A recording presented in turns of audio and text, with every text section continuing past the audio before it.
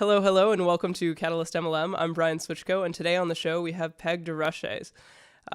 She has built a very successful network marketing business and gone to one of the higher levels in a company called Nikon. She has a wonderful husband and two adorable kids. They travel around the world. She is a sailor, skier, and just a general enjoyer of life. Thanks so much for being on. Oh, you're welcome. Thank you for having me. So I met you some time ago, and I think the thing that really captivated me, which I've just kept in the back of my mind all this time, was a story that you told me about when you were in college and something that you brought into your life, and then kind of how you realized that affect you later down the road. And I know that you know what I'm talking about, but can you share that story? Sure, absolutely. When I was in college, my freshman year, roommate lived in that town, and her mom was a travel agent. So her office was just around the corner, and we were trying to figure out how to decorate our dorm room. And my friend Jennifer suggested we go to her mom's office and go through the back closet. She said her mom had a bunch of posters. It was a great idea. So we went to that office and went through this pile of posters and picked out all these beautiful pictures from places all around the world and put them all over our dorm room. And through the years, we traveled through the campus, moving these posters from room to room. And when we graduated, we each took a few of them home. And one of them was a picture of a sailboat in the Caribbean somewhere. It was pulled up to a beach, anchored. You could see sand and palm trees. There was a dinghy off the back, and there were kids in the dinghy and a couple on deck. And I really liked that image. And I hadn't thought too much about these images really, other than they were beautiful places and things that I, would enjoy seeing or doing. And quite a few years later, maybe 10 or 15 years later, I went back to visit my parents and realized that in my childhood room where I had unloaded some stuff from college, this poster was still on the wall. And it was a real eureka moment for me, because I looked at this picture of the boat and the beach and the palm trees and realized that I had been living that dream. Without even knowing it, that picture that I had carried with me all those years had really influenced me on a subconscious level. And I didn't know I was choosing that journey, but I looked at this picture of the boat and realized that that was my life. And it was really quite an exciting discovery, and it was before I knew about the laws of attraction and that thoughts become things, and I was just floored in that realization. And what was the time period between those two? Well, let's see. I said 10 or 15 years, but really it was more than that. It was 15 or 20 years. Wow. And during that time you discovered network marketing? Yes, toward the tail end of that. Wow. I had actually just discovered network marketing about the time that I saw that poster. I'd spent 20 years living in the Caribbean. I went down there to spin my wheels after college, try to figure out where to go to graduate school. And in that first year, I discovered sailing, and I fell in love. And I put my dreams of going on to graduate school aside and decided to stay and play for a little while. And that turned into 1 year, into another year, into another year. And for 20 years, I kept calling my parents and saying, I'm going to stay one more winter. I'm not ready for grad school. Yeah. It was quite a journey. I was always fearing the winter of up north and staying down That's south where right. it's warmer. That's right. So when you got into network marketing, first of all, how did that come about? So I had been living in the tropics for about 20 years, running private sailboats. I met my husband there in the islands. I actually hired him to work on a boat I was running. And we fell in love, stayed in the islands for another 10 years or so, running a variety of boats and businesses in the marine industry. And in our early 40s, we decided that it was time to move back north. We had one child, another on the way. We knew that living in the islands and working in the sailing industry wasn't a game plan for forever. It was time for us to create a nest egg and, do something else. So we sold the boat we lived on, packed up the business we had, and moved back ashore to his home area, which is northern Vermont. And the agreement was that in this process, we had purchased half of a traditional business. My husband and his partner have a business in the woodworking industry. And so my husband, Mark, was going to be building this business, and I was going to stay at home and raise the kids. And that's when network marketing came into my life. We had moved to this lovely little town in northern Vermont. I had a baby and a toddler. I was doing something I'd always dreamed of doing, which was staying home and raising a family. And yet, about a year or two into that process, I realized that I was frustrated. It wasn't all I had thought it would be. And I was looking for some outlets, some adult things to do, a way to create an income stream, a way to participate. And I couldn't quite figure out how to reinvent myself here in this, relatively remote area, wanting to have a focus of being a stay-at-home parent, but also trying to reinvent myself. And that's when I discovered network marketing. I had been going to universities, checking out graduate programs, but I couldn't put the pieces together. It was kind of before online courses and education was popular. So I just was at an impasse where I couldn't figure out what to do. And a friend who lived in this area, who was from Cuba originally, had been living in Costa Rica, had all of these products from the company called Nikan in her house. And I thought it was the craziest thing. And when I would go to her house with my kids to have a cup of tea and the kids would play, she would talk to me about all of these things. And I was looking for a business or a way to get educated to become something else, but I didn't recognize this immediately. It took about a year of having exposure, hearing stories, and then learning a little bit more about what this business could do. So when I discovered that this was an opportunity for me to live in a little rural area, be part of a global community, help people, and help my family at the same time, I realized I had found what I was looking for. That's amazing. And when you said it took a year. You were already looking for an outlet. You were looking for something to do. You didn't know what it was. Do you think that when you first started encountering it, let's say it wasn't even the first day, but maybe the first month, if she had pushed you and said, hey, come to this event or would you have been interested in that? Or do you think that would have turned you off?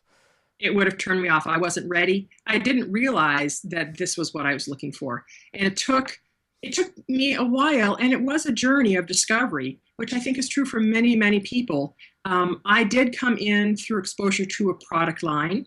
The products really impacted me on a physical level, an emotional level. And that's when I went back to my friend Alice and said, you're right. These things really made a difference for me. Tell me more. She said, I can't really explain it. My mother-in-law can. Let's invite her to town.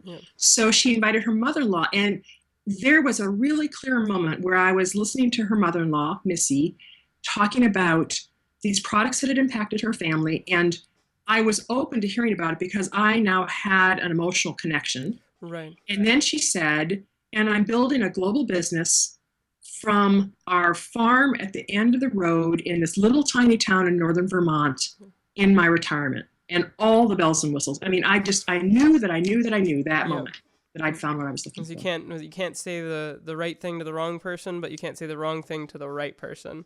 But right. That was both the right thing to the right person at the right time.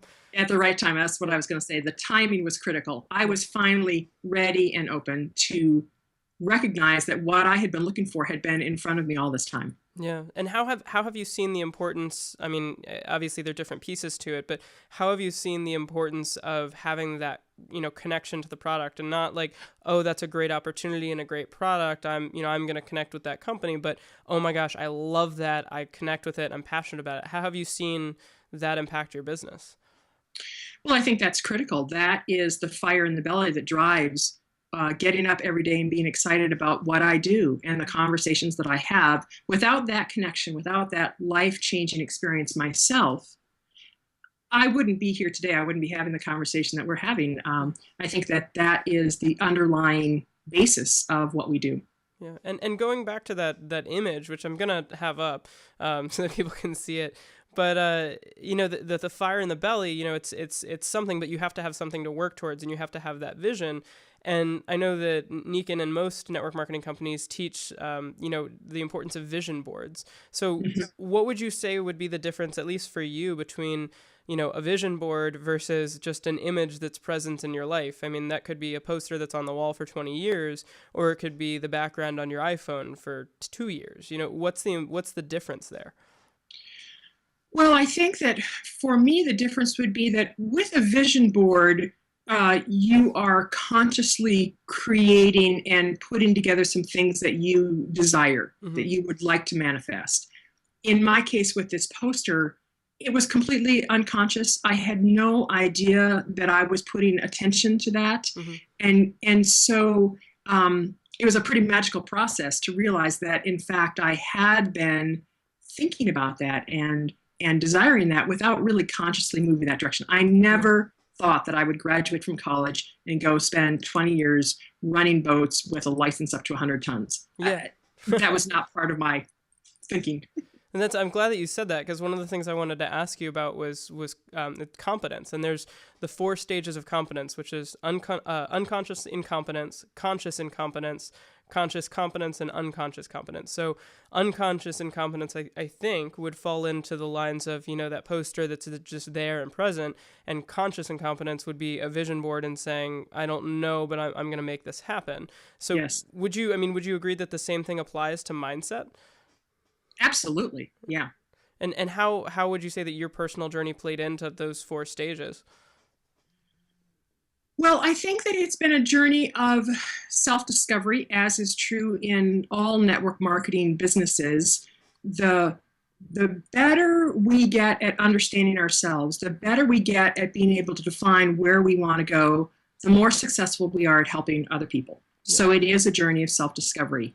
And I think in my 10 years in Nikken, it's been a journey of trying to define who am I, where do I want to go, and then learning to be better and better at communicating that, becoming an unconscious competent, not thinking about what I'm doing, but being able to do it on an unconscious level and transmit that energy, that dream, that path. Yeah. And I've seen people do that where, I'll be, fly on the wall and I'll see someone who's been in network marketing for, more than a decade, and they'll go up to someone and without even thinking, without breaking a sweat, with no stress, they'll just go out, they'll have a conversation that's completely natural, and they'll draw something out in the person that's just like, wow, I never knew that I wanted to do it. And it's almost like therapy, but in a really good way. And now I'm seeing that my video just froze up. Oh, there it goes. And and I think anyone who's been in network marketing for any length of time kind of understands the importance of knowing yourself. But how would you explain that to someone who, doesn't know what network marketing is? They've never experienced it. How would you explain the importance of, okay, if you learn more about yourself, you're going to grow a business? How would you explain that connection? That's a tough conversation, because you have to give it in little bites, because most people are like me. As a neophyte in this industry, I had no idea. When I signed an application to join Nikken, I thought I was going to be selling magnetic products and helping people feel better. I had no idea of the journey that was ahead of me. And still today, 10 years into this, I have no idea where it's going to take me down the road. So first of all, I would encourage people to not try to explain it all. It's too much from the buffet. So bite by bite. So I would talk to people about how in this business of helping others, it's a journey, and that in getting closer to our dreams, we can do a better job of elevating others. So I would take it bit by bit and build the belief and help people understand that in getting better at clarifying where we're at, we can help other people clarify where they're at and where they want to go. Yep.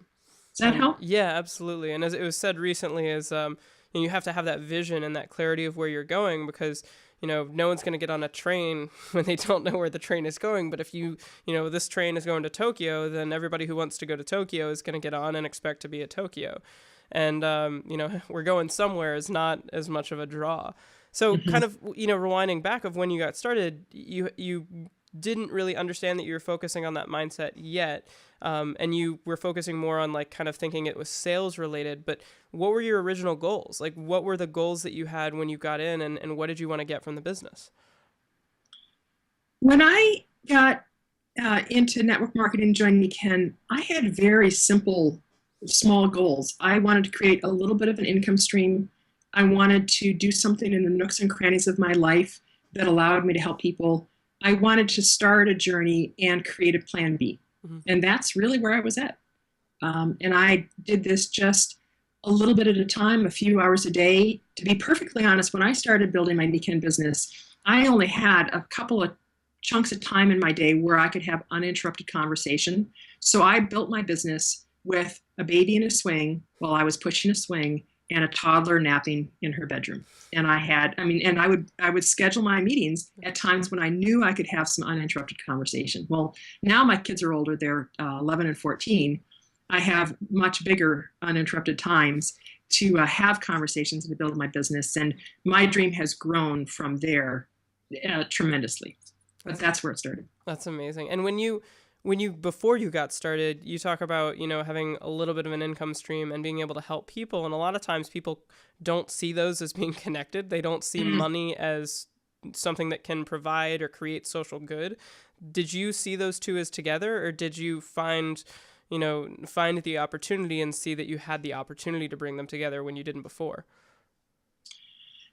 I saw them as being connected. I saw that if I could help people feel better and help other people create income streams, that was a good thing. I could understand that. I couldn't wrap my head around the idea of creating freedom. That was too big a leap for me in the beginning. Now I see that is the gift of this industry. Yeah. And what you said that your goals changed and grew. How did that happen? Well, step by step by step, through the years, I gained confidence. I saw more and more that in this industry, it's much more than a compensation plan. It's much more than, being compensated for a sale. It's about helping people really create the freedom they're looking for to find a solution that they might not be able to find in any other arena because of the way this business works. So my dream is now much bigger. It encompasses more people, a bigger team, a wider stage, but I didn't start there. Yeah. And you talk about your team. I mean, your process and your journey is obviously very unique to you. How do you, when you're bringing other people on and then they sign up as distributors and you're starting to help them have that journey as well, they didn't start at I was ready to join, that you don't find all your team members the exact moment that, your sponsor found you. So how do you help them to go through that same process when their journey is very unique and unique or different for them? Well, I think I'll go back to something you alluded to a few minutes ago about the vision. Mm-hmm. It took me a while, and I'm still learning, to have a vision that's big enough that it's about me and my journey, but also has room for other people to draft in with me. And as I look back, when I got started, there were people upline of me, there were people around me who had a big vision, who gave me space to be a part of their journey, to be part of their vision, until I was ready to take that on myself. So I think holding the dream for someone, holding that vision until they're ready to recognize it, is a big part of what we do. Yeah, and a lot of people have trouble believing in themselves when they get started. And I think it was said a while ago, but it was, if you don't have belief in the beginning, borrow someone else's. Absolutely. And that, I think, is really important, because when you get started, I was always told the first 60 to 90 days in any network marketing business are the hardest, because that's when you're new, you don't necessarily have a product experience, you definitely don't have an income, and you're new, you don't know all the information, you don't know how to respond to questions, so you get the most rejections because you're inexperienced. Mm-hmm. And I've always seen the people who can have a good mindset through those 60 to 90 days, those are the people that stay 6 to 9 years versus who drop out after 15 days. Mm-hmm. And obviously it's not only time related, you have to get out of the house and talk to people, but did you at any point, I guess, think that your vision of helping other people and the level that you wanted to help them, did you think that it wasn't possible, or did you always believe it? Did you have any bad days? Oh, sure. We all have bad days. And in the beginning, I called my sponsor, Missy, 6, 8, 10 times a day with questions, looking for encouragement, all the time. And for the first year or two, I think, I told my sponsor's story and I told my upline's business story of success. I hadn't created my own story, but I believed that what they said was true. I believed that I could be part of what they were part of. Yeah. And I had an emotional reaction. So I was really vested in sharing this message. And it took a while before I had the confidence to really begin to tell my own stories, to talk about my own success and my own team's success. So it was a gradual conversion. Yeah, and you spoke of Missy, who in retirement but growing a business on a end of a dirt road in a small town, and that was kind of very similar to yours. But did you ever get upset that didn't happen in the first year or the second year? I mean, did you ever want it to happen sooner, or did you understand from the get-go that it wasn't going to be an immediate thing and it was going to take a level of work to get there?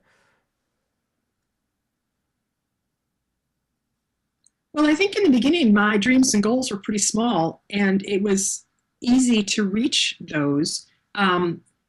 Yes, I've been discouraged in that I'll set a goal and I may not meet it, but I have understood that it would take time and it was a journey, and that to practice being present and enjoy the day you're in rather than worried about why you aren't where you think you wanted to be, that's the secret to staying present. And how, I mean, you talk about goals and not, I mean, how do you react when you don't hit your own goal that you set for yourself? I don't get too worried about it. I just reset it and keep on going. Yeah. And do you reset the same goal or reset a higher goal? It depends on the situation. It kind of depends on the situation. There are daily goals and monthly goals and yearly goals. And so I think certainly you would continue to reset until you reach those big goals, and you would reevaluate on whether the stuff that's daily, monthly, quarterly, is that working for you? Is it the right pace? Is it too slow? Is it too fast? Is it too big, too small? Do you believe you can do it? So there's reassessment at every point. Right. And I mean, like you said, it involves a team, and it's not just your goals. Your goals involve other people and other people's goals. So, I mean, nowadays, what's a typical day like for you on the business side of things as well as the personal side of things? Well, on the business side of things, I spend, somewhere between 4 to 6 hours a day, probably, working my Nikken business. A lot of that time is spent in just this format, video conferencing, either doing ABCs, helping other people, training, coaching, mentoring, that kind of thing. As a platinum in this business, I spend a fair amount of my time, probably 30 to 40% of my time anyway, mentoring and coaching. Mm-hmm. But I'm still out prospecting, still out having conversations, still building my team, because it's important for me to model that that's what we do and that's how we have success, is by continuing to feed the machine and give it energy. So I spend a lot of time on the phone and in front of the computer having conversations, and then face-to-face with people over a cup of tea. And I love the fact that in this industry, we can do it in and around the life we're living. So I have conversations on the ski lift. I run video conferences from the porch at our summer place. The kids are swimming in the lake out in front of me, and I'm running a training. I just love the fact that I can mix this into the life that I love. Yeah, and people often tout work from home, and I think it's a really old, kind of old description, because it's not really work from home anymore. It's kind of work from wherever. Yeah, exactly. I carry my mobile phone with me, and I can do anything I need to do from this while I'm walking the dog, for example, or on a trip somewhere. So what's the most arbitrary place or situation when you've actually done something business related? Well, just the other day, I had a conversation with a mentor, and I was on my mobile phone video conferencing while I was walking through the local cemetery. Is there a reason you're walking through the cemetery? Yeah, it's a beautiful park. I walk there every day, and it's a lovely, quiet place to be. But that was kind of ironic that here I was walking the dog in the cemetery. And I'm assuming good cell service in the cemetery. Satellite. So that's awesome. So when you talk about coaching and mentoring and helping your team, hopefully people have that, and if they don't have that, they should go out and seek it. But aside from that, you don't sit there. You're not the only point of contact for all of your team members. I mean, obviously they have other people, but they also have resources. So what kind of resources helped you and helped your team? I mean, books, trainings, education. What were the kind of key things that you just really connected with? Oh gosh, Brian, there are lots of different ways that we do that. Certainly, reading books. I have here at my desk a couple of books that I'm reading just recently. This is Our Iceberg is Melting by John Cotter. I went back to an old resource, Wait for Launching the Leadership Revolution. Just here. read that one again too. Yeah. So, I'm always reading. I tune into regular conference calls with my leaders and mentors. And then certainly, the big events, going to be in the environment with the people who have the same mindset, who have a vision, who are going the same place you do. I think those are probably the things that feed us the most. Yeah. You're connecting with other people and connecting with their energy. Yeah, Yeah. I know. Every time I've ever gone to a convention, you leave it and for months you're just like charged up, like you were just there, and it really does help. So I mean, you said 4 hours a day, roughly. What are you actually doing? Like, and I ask this because I follow you on Facebook and I see it. What has it enabled you to do with your family and just in general? Well, the fact that my schedule is flexible and that I create it has been just such an incredible gift. As my kids have been growing up, I've been one of the few parents who can attend all the school events, go to all the concerts, go to all the games. I don't, that comes first. The fact that it's a beautiful day and I can say to my kids, why don't you come skiing with me? I'll bring you back at noon is such a gift. And so to be able to build a business, create freedom for my family by providing this income stream and this vehicle that will carry us forward that I can then will to my children has been critical. But the fact that it doesn't have to take away from the things that are priorities for me has been huge. Right. And you, I mean, I know how much you connect with that now, but, looking back at all of the work that it took to get there and all the struggle, I mean, how would you communicate the worth of that to someone else? Oh, every bit of it's been worth it. And, one of the things that I think has been really important for me in this journey is to model to my children that you can do and be and have anything you want and that you can make it work. And so for them to watch me building the business when they were really little and now, older as teenagers, watch me do this and have success, but keep things in balance for our family has been, I think, a great lesson for them to see. That's amazing. Thank you so much. I mean, and I think the last thing that I want to ask is similar to that, which is if you have someone that doesn't really have the clarity that you have, and even, I mean, now or before when you had that unconscious clarity, how would you, I guess, what's something that someone could do today to begin getting their own clarity of vision and focus and where they want to go? Other than discovering a travel poster that is just perfect.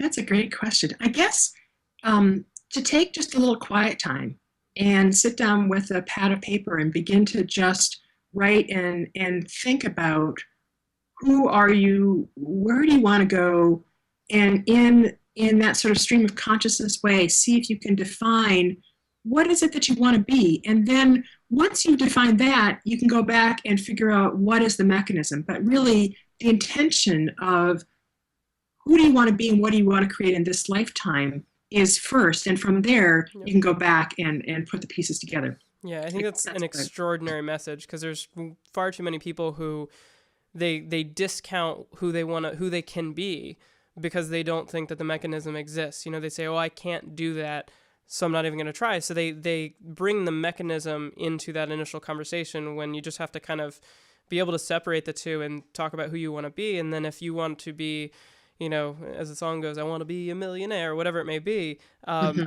figure it out, money or otherwise, lifestyle, family, it doesn't matter, and then find the mechanism. And I think that that's a really important distinction, is that when you're trying to figure that out, it shouldn't be the same conversation, at least in your head. Yeah, yeah.